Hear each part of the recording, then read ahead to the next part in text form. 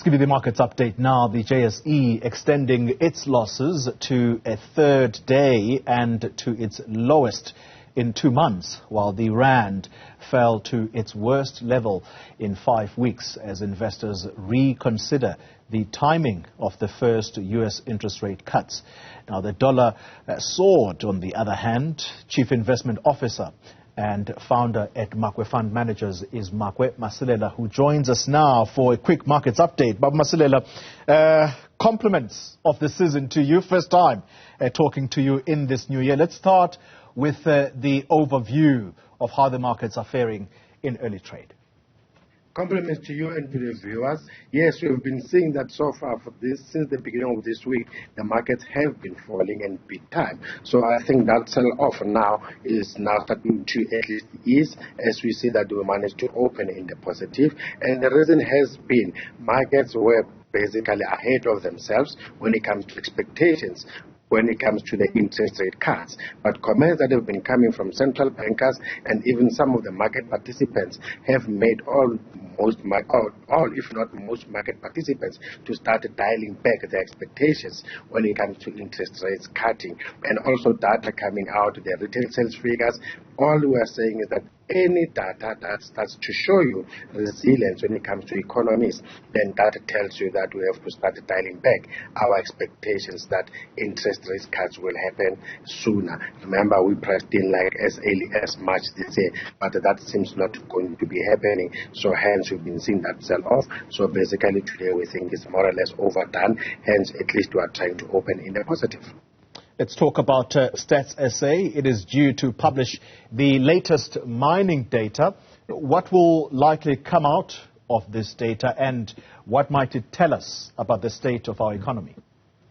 You know, we've seen that October mining production was up almost 3.9%, and mining accounts for almost 7.4% when it comes to our economy, and it tends to talk to manufacturing, so a very important set of data. But we know the guys have been having issues when it comes to demand because economies were not growing, especially the biggest consumer of those minerals, which is China. And as we have seen as well, with their GDP number just made it, around 5.2%. So we expect that November it will continue to show some growth because the guys also managed to get away when it comes to load shedding, which used to have a very serious dent.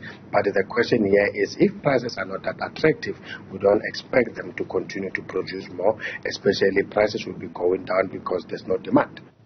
Let's talk company news. Richmond reporting a sales growth of 8% for its third quarter, which ended on the 31st of December 2023. Help us make sense of their performance.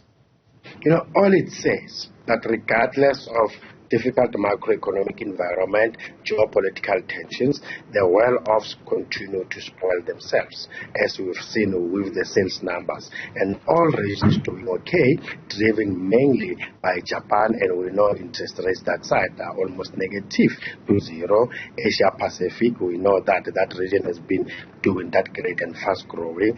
America as well, US consumers are very resilient, as we've seen as well when it comes to their retail sales figures.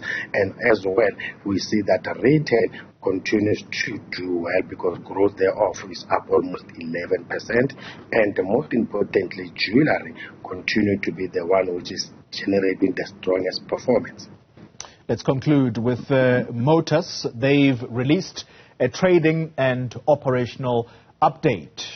What is the main thrust of that communique? It just gives you an indication that the consumers are struggling, all because of high interest rates, load shedding, high energy costs. So that is having a negative dent when it comes to the disposable income. And now, coupled with that, we had absolutely abnormal increases when it comes to vehicle prices and also parts thereof, that is the inflation part of things. So that also is having an impact when it comes to affordability. And then now you ended up having an oversupply of vehicles, and also the car dealerships, they were forced to give more discounts, so that had an impact on their margins. Hence they expect their profits to go down by almost 30%. Makwe Masilela, Chief Investment Officer at Makwe Fund Managers. Thank you very much for that markets update.